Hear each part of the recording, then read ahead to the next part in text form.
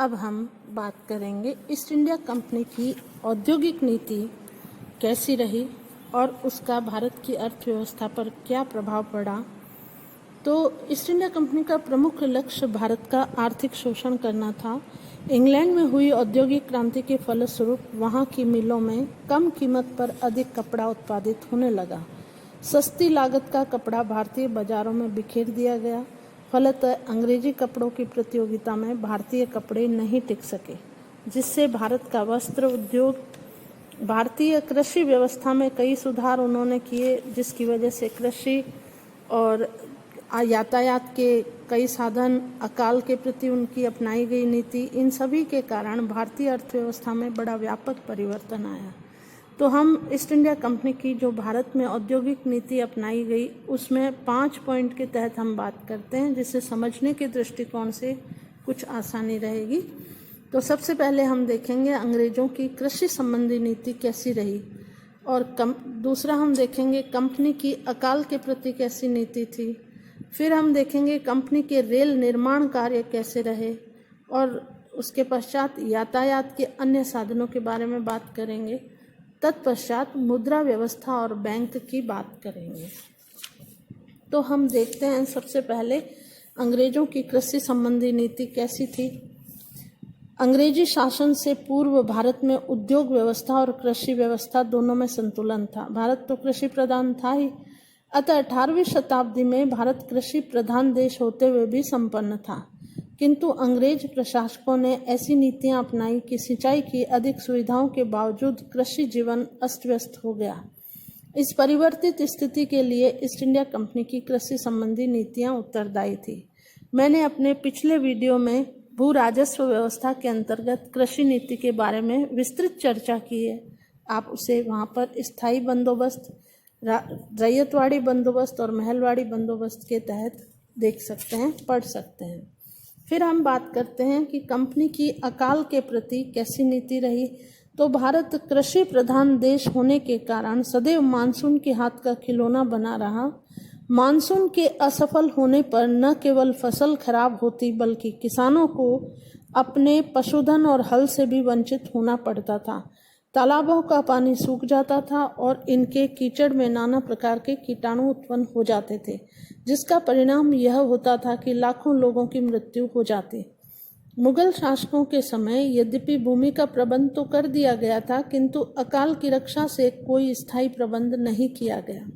मुगलों के बाद कंपनी राजसत्ता ने भी 18वीं शताब्दी में इस और अधिक ध्यान नहीं दिया, क्योंकि उस समय कंपनी अपने राज्य विस्तार में अधिक व्यस्त थी। अतः राष्ट्रीय स्तर पर किसी नीति का निर्माण नहीं किया गया था। फलतः 1837, 1860, 1866 से 77 तक, 1873 में मानसून असफल हो जाने से, अतिवृष्टि और अनावृष्टि से देश के कई राज्यों में बहुत ज़बरदस्त अकाल पड़ा, लेकिन कंपनी स्थायी रूप से इसकी तरफ कोई ध्यान नहीं दे पाई। तो अकाल नीति पर कोई ठोस विचार प्रस्तुत नहीं किया गया और इसके कारण 1907-08 में फिर लास्ट में एक बार फिर अकाल पड़ता है। इस समय तक भारत में राष्ट्रवादी आंदोलन चल पड़ा, तो सरकार ने अकाल राहत के लिए कोई तुरंत कार्रवाई की और अकाल को उत्तर प्रदेश तक सीमित कर दिया। सरकार ने किसानों को ऋण दिया, भू लगान भी स्थगित किया, लेकिन मानसून की असफलता के कारण जो अकाल पड़ा उससे सरकार की तुरंत सहायता कार्यों को क्रियान्वित नहीं किया जा सका और यह नीति पूर्ण सफल नहीं हो पाई। इसके पश्चात हम बात करें कंपनी के रेल निर्माण कार्य की, तो विश्व के विभिन्न देशों की आर्थिक प्रगति में रेलों का भारी योगदान था। यातायात की सुविधा के बिना भारी वस्तुओं का एक स्थान से दूसरे स्थान पर लाना ले जाना तथा बड़े पैमाने पर उत्पादित वस्तुओं का व्यापार संभव नहीं था। यद्यपि विश्व के प्रथम रेल मार्ग 1830 में खुल गया था, लेकिन भारत में 1848 के पूर्व अंग्रेज प्रशासकों ने रेल निर्माण की योजना में कोई रुचि नहीं ली। सर्वप्रथम लॉर्ड डलहौजी ने भारत में रेल निर्माण का उसको श्रेय दिया जाता है। डलहौजी के बाद के गवर्नर जनरल ने भी रेल लाइनों का विकास किया, किंतु भारत में रेल निर्माण का विकास होने के बावजूद इतना आर्थिक विकास नहीं हो सका जितना जापान, जर्मनी, कनाडा, ऑस्ट्रेलिया आदि देशों में रेलों के निर्माण के पश्चात हुआ।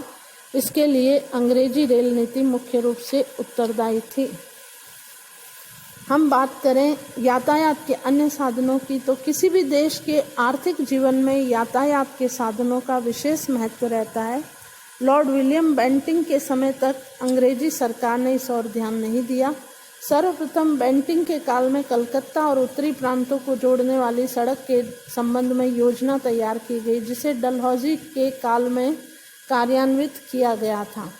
19वीं शताब्दी के पूर्वार्ध तक प्रत्येक प्रांत में एक सैनिक समिति सड़क निर्माण का कार्य करती थी, लेकिन ब्रिटिश शासन काल में केवल उन्हीं स्थानों को सड़क से संबंधित किया गया या यातायात के उन्हीं साधनों को अधिक प्रोत्साहित किया गया जो या तो ब्रिटिश आर्थिक हितों की पूर्ति में सहायक होते थे अथवा सामरिक दृष्टिकोण से ब्रिटिश साम्राज्य की सुरक्षा के लिए आवश्यक थे। इसके पश्चात हम बात करें मुद्रा व्यवस्था तथा बैंक, तो अंग्रेजों की औद्योगिक नीति के तहत ब्रिटिश शासन से पूर्व भारत में विनिमय प्राय वस्तुओं के आदान प्रदान से ही होता था। ईस्ट इंडिया कंपनी के समय में भी कुछ समय तक भूमि का लगान प्राय अनाज के माध्यम से ही चुकाया जाता रहा, किंतु शीघ्र ही अंग्रेजों द्वारा मुद्रा के माध्यम से भुगतान की प्रथा लागू कर दी गई और इस प्रथा से आरंभ में किसानों को असुविधा तथा हानि का सामना करना पड़ा, क्योंकि उन्हें अपनी उपज सस्ते भाव में बेचनी पड़ती थी और लगान चुकाना पड़ता था। किंतु इस मुद्रा व्यवस्था के कारण देश में विनिमय बड़ा आसान हो गया। देश के आर्थिक जीवन में बैंकों का सदैव महत्व रहा है और प्रारंभ में यह साहूकार वर्ग बैंकों का कार्य करता था। धीरे धीरे द्वितीय विश्व युद्ध के बाद बैंकों की संख्या में निरंतर वृद्धि होती गई। हम देखें कि उपयुक्त विवेचन से स्पष्ट हो जाता है कि ब्रिटिश शासन काल में भारत के आर्थिक जीवन में यद्यपि युगांतकारी परिवर्तन हुए, किंतु अंग्रेजों का प्रमुख लक्ष्य भारत का औपनिवेशिक शोषण था